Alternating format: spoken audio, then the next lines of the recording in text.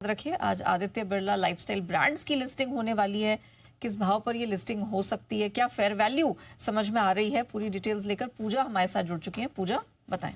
बिल्कुल, अब बस अब से कुछ ही देर में इसकी लिस्टिंग होगी। इसकी फेयर वैल्यू जो कि रिपोर्ट्स मान रहे हैं, तो उनके मुताबिक 185 से 215 के बीच ये लिस्टिंग हो सकती है, जिसका कि फेयर वैल्यू बताया गया है। और इसमें वो इसलिए भी बताया जा रहा है क्योंकि इसमें कुछ बड़े ब्रांड्स हैं जिनका कि अगर कंपनी के रेवेन्यू में देखें तो करीब 50% से ज़्यादा का हिस्सा है। इसमें कुछ बड़े ब्रांड्स में लुई फिलिप, मैनुसन, एलन सोली और पीटर इंग्लैंड जैसे ब्रांड हैं जो कि इस कंपनी का हिस्सा होंगे। और यहाँ पर करीब 1400 से 2000 करोड़ का जो हिस्सेदारी है रेवेन्यू में इन बड़े ब्रांड से आता है। तो करीब 50% हिस्सा होगा इन बड़ी पोर्टफोलियो से। और इसी वजह से इन सबको कैलकुलेट करके माना जा रहा है कि जो फेयर वैल्यू है वो 185 से 215 के बीच हो सकती है। यही नहीं, FY 25 से 27 के बीच कंपनी के रेवेन्यू में करीब 10 से 11% की ग्रोथ का अनुमान है। और एबिटा जो है वो इनका 600 करोड़ के आसपास रह सकता है। मैनेजमेंट ने भी अपनी तरफ से कहा है कि यहां से मार्जिन में करीब 300 बेसिस पॉइंट का, यानी कि करीब 30% का, 3% का यहां पर मार्जिन एक्सपेंशन का भी लक्ष्य है उनका।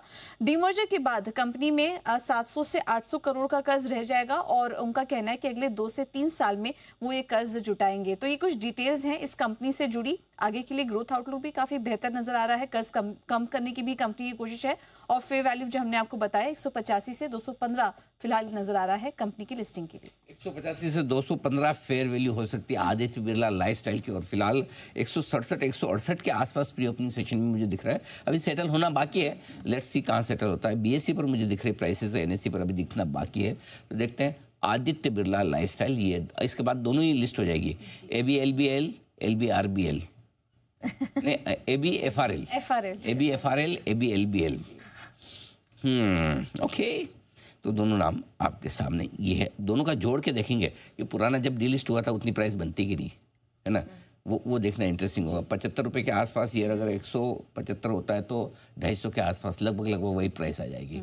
175 के आसपास होता है तो फिर लगभग, और डी लिस्ट भी 250 रुपये के आसपास ही हुआ था जहाँ तक मेरा ख्याल है।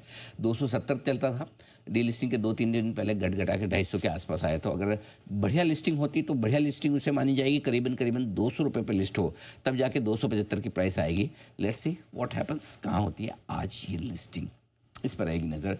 जैन साहब, बाय द वे कहीं आपकी ट्रैकिंग पे है ये दोनों डीमर्जर वाले स्टॉक? बिल्कुल, आपका क्वेश्चन पूछने का स्टाइल मुझे बहुत अच्छा लगा अनिल जी।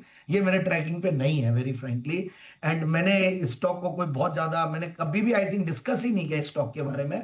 बट ठीक है, मैं थोड़ा पढ़ा जरूर था क्योंकि जब भी डीमर्जर होते हैं और स्पेशल सिचुएशन होती है और इस टाइप की अपॉर्चुनिटीज को हम लोग जनरली मिस नहीं करना चाहते। As a brokerage house also हम लोग हमारे क्लाइंट्स को भी इनके ऊपर रिकमेंड करते हैं। तो बट ओवरऑल मुझे बहुत ज्यादा फैसिनेट ये कंपनी की नहीं, क्योंकि मुझे जिस तरीके की बैलेंस शीट रही है। बट यस, ये एक्शन जरूर अच्छा। और जो आपने कहा कि अगर 200 रुपए के ऊपर लिस्टिंग होती है तब तो क्या डीमर्ज एंटिटी में जो लोग इन्वेस्टेड थे और 2 शेयर्स मिले हैं तो फायदा होगा। बट जनरली एक चीज बहुत अच्छी होती है, जब भी कोई डीमर्जर और ये होता है तो वैल्यू अनलॉकिंग होती है और कहीं ना कहीं आगे आने वाले दिनों में उसका बेनिफिट देखने को मिल जाता है, ऐसा मेरा मानना है। सो जो इन्वेस्टेड है वो एक बार इन्वेस्टेड है, अननेसेसरली हड़बड़ी ना करे आज। तो ये है आपके लिए राय इस वक्त आती हुई इन दोनों शेयरों पर। आइए, 2 खास मेहमान कार्यक्रम